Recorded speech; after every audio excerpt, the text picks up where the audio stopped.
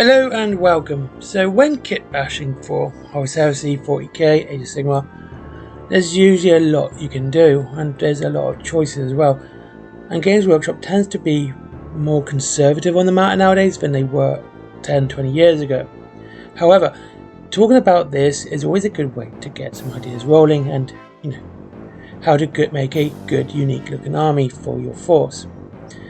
Now, I want to just focus on the traitors and not just Astartes, but Imperial Militia as well. And traitors for Horus Heresy can have the most variety in terms of models, especially if you play in the latter half of a conflict.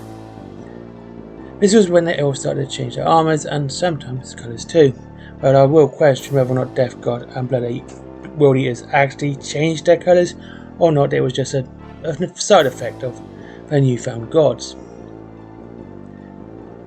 Now, like I said, I won't just be talking about Traitor Astartes here. There are some great kits for Traitor Imperialis Militia as well. The Combat Patrol box is a great starting set for those not dedicated to a single god. I've said before that if you're doing word bearers, this is probably the best one for you. Now, like I said, you might not dedicate to a single god, or just rebelling against the Emperor. Even if you're not using the Halberd, there is actually a saving here. You have your Chaplain Consul, a Legion Heavy Support Squad, and of course Tactical Legionnaires.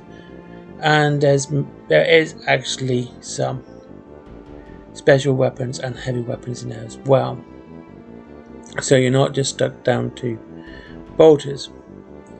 The Raptor box is good for Seekers. You need 2 boxes for a full squad. Raptor box comes with enough bolters to equip them. If you add the fins onto the jetpack, and you have some spare bolt pistols and chainswords, they could be used as a destroyer assault squad. Now, and you only need 1 box of these for that squad. Now, if you're doing Night Lords, this is particularly good as the Raptors, more battalions, have that distinct lightning pattern which the Night Lords are famous for. Now, I was thinking if you're going to do Outriders, just Chaos bikes might be good for that. I mean, I'm not a fan of the actual Horus Heresy bikes, to be honest with you. I do prefer the 40k ones. Death Guard has Plague Marines for your standard tactical marines. They look good in the original Death Guard colours. The reinforcements can be used to round the unit off to 10, as there are 7 models in a box. The Icon Bearer with reinforcements, that the reinforcement box is actually not too bad, will make a great command squad. You'll have your 2 Marines, veterans, plus your standard bearer. The Blight Lord Terminators are in Cataphractii Terminate armour and can be kitbashed and converted into full Cataphractii as well. And they have the equipment to be as the Libra book actually says, the Power Sword, Power Weapon and Storm Bolter. The World Eater Berserkers can be converted into Tactical Marines as well. And like I said, just for World Eaters and the Thousand Sun Rubric Marines, all of these are the armours of the later half of Horus Heresy, so they can be used into, your army, and it will add a lot of variety to it.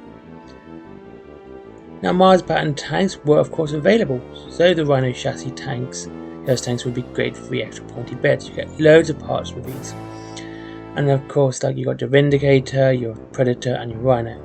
And like you get lots and lots of spiky bits. You can add these to your tanks, your other models, and everything else. Right, Imperial Militia, bit of an amendment to script here. The Imperial Militia is fast. I did a whole video on what to do for kitbashing these, and I left a load out and ones I want to mention.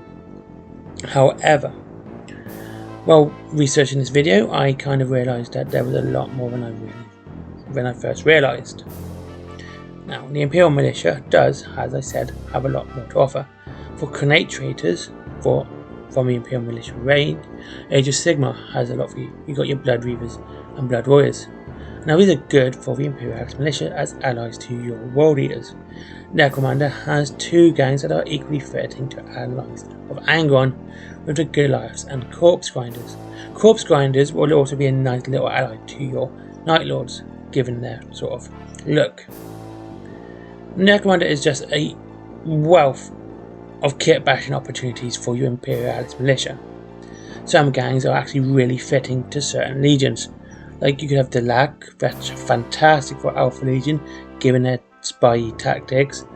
Ash Waste Nomads look dirty and gritty and perfect for Death Guard, and Cawdor, especially for Redemptionists for Word Bearers, because very zealous.